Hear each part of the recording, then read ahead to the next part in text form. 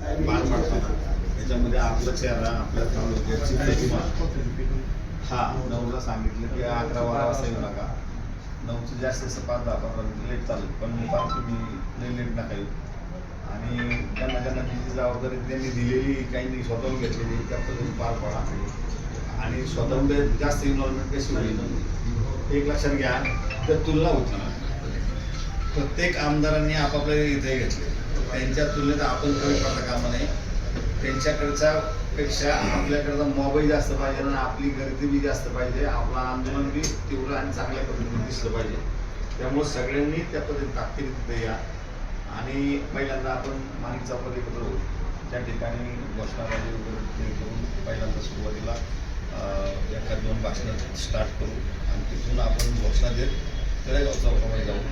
त्या ठिकाणी महत्त्वाचे शेवटचे जे 2-3 भाषणे ते त्या ठिकाणी घेऊ. फक्त फोटोसाठी मध्ये तिथे शेवट करण्यापेक्षा ते मोठ्या स्वरूपात थांबायचं आपल्याच कार्यकर्त्यांनी आता आपण सांगायचं, कारण पाठीमागे जी येणार त्यांना का आपण निर्णय असणार माहीत नसणार.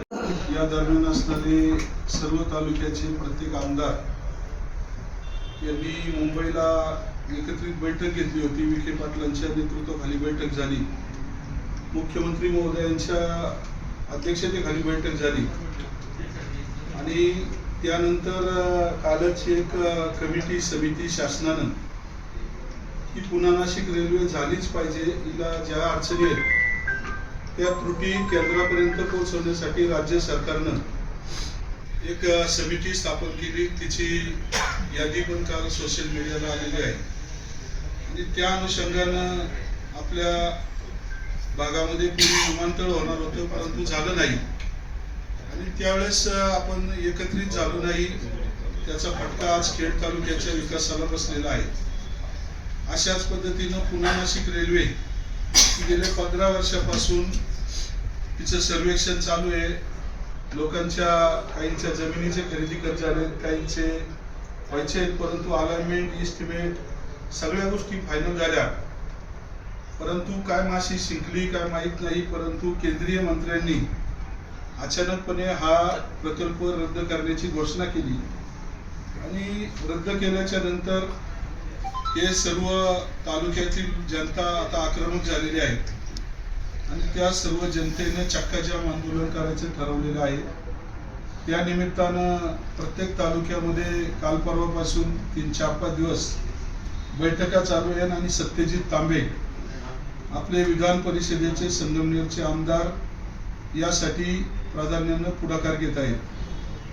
त्यांची जवळजवळ 15-20 लोकांची टीम, मी असेल, सुधीर भाऊ असतील, आबा असतील, आपल्या महत्वाच्या मंडळींना भेटीगाठी घेऊन गेलेले आहेत. यांचे सुद्धा एकमेकाशी संवाद झाला की ही चक्काजाम आंदोलन आपण व्यवस्थितपणे पार पाडायचे.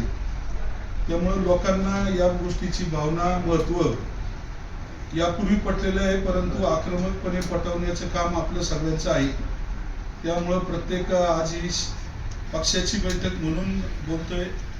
आज संध्याकाळी तालुक्याच्या वतीनं आव्हान करून सर्व पक्षीयांना आव्हान आमदार यांना त्यांनी करणार आहे, परंतु पक्षाचा शाखा प्रमुख, विभाग प्रमुख, गट प्रमुख, सगळे पक्षाचे कार्यकर्ते, उपतालुका प्रमुख, जिल्हा प्रमुख, उपजिल्हा प्रमुख, महिला संघटना, युवा संघटना आणि इतर संलग्न सर्व संघटना, त्याचबरोबर पंचायत समिती सभापती, उपसभापती, सर्व सदस्य, जिल्हा परिषदचे आपले सर्व सदस्य, मार्केट कमिटीचे सभापती, उपसभापती, सर्व संचालक, खरेदी विक्री संघाचे अध्यक्ष, उपाध्यक्ष, सर्व संचालक आणि आपल्या बरोबर असणारे सर्व हितचिंतक यांना प्रथमतः आज आव्हान करण्यासाठी आपण ही मीटिंग आज या ठिकाणी आयोजित केलेली आहे.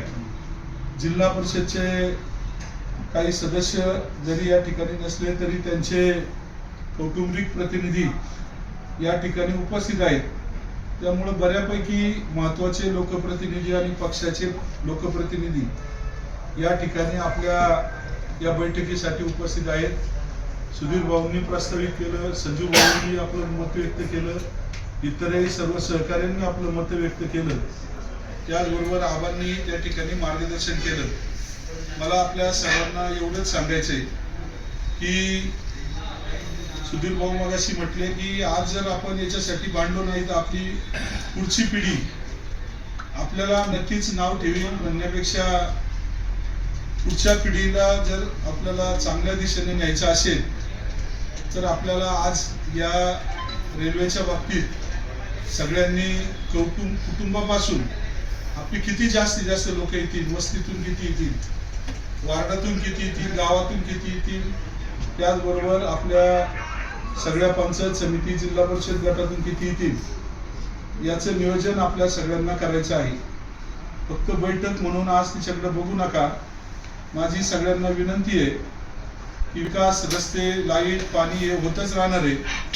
नैसर्गिक आपत्त्या दुर्दैवाने काही येतात, ते येऊ नयेत, परंतु अशा काही गोष्टी घडत राहतात.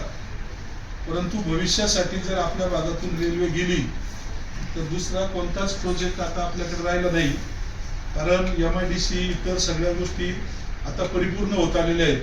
त्यामुळे रेल्वेची निकड आपल्या भागाला जर रेल्वे गेली तर आपल्या तालुक्यात अनेक उद्योगधंदे अजून या ठिकाणी आणि लोकांना न्याय मिळेल. त्यामुळं आता आपण सुरुवातीपासून छोट्या गोष्टीपासूनचं नियोजन केलं.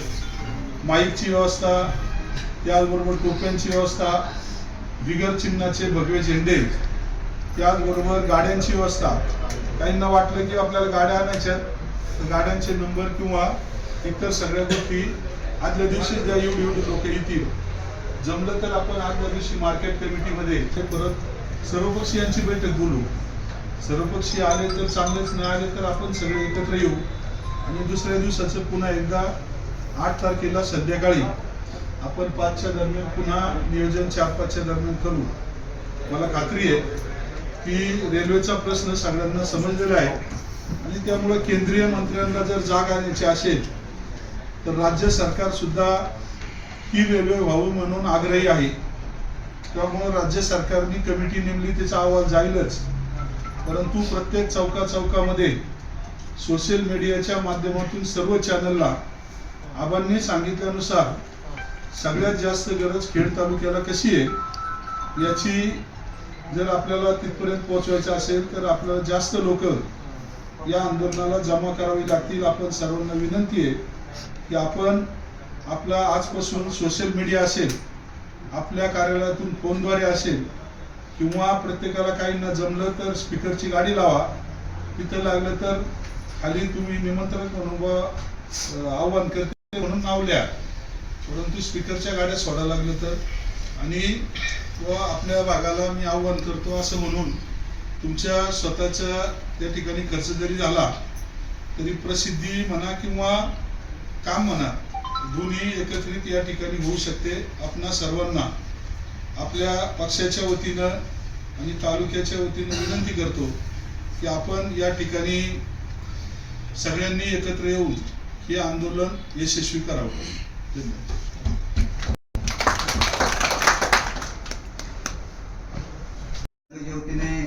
आंदोलन या ठिकाणी 9 तारखेला करायचं आहे. त्याच्या पार्श्वभूमीवरती आज आपण ही बैठक आयोजित केली. या बैठकीला सर्व उपस्थित जिल्हा परिषद सदस्य असतील, पंचायत समिती सदस्य असतील, बाजार समितीचे सभापती, उपसभापती असेल, त्याचप्रमाणे पंचायत समितीचे सभापती, उपसभापती असेल, पक्षाचे जिल्हा प्रमुख असतील, उपजिल्हा प्रमुख असतील, महिला आघाडीच्या सर्व माता भगिनी असतील, आपण सर्वजण या ठिकाणी उपस्थित झाला.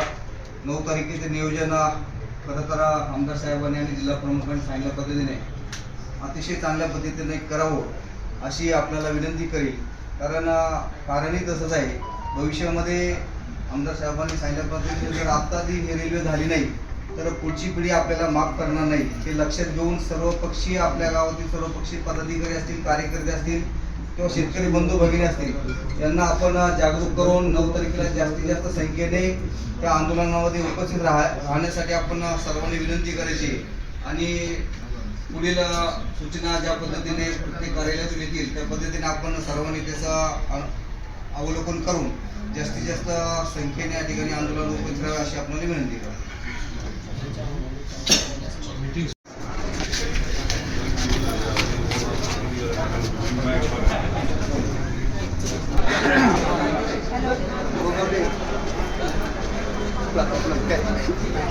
Hello.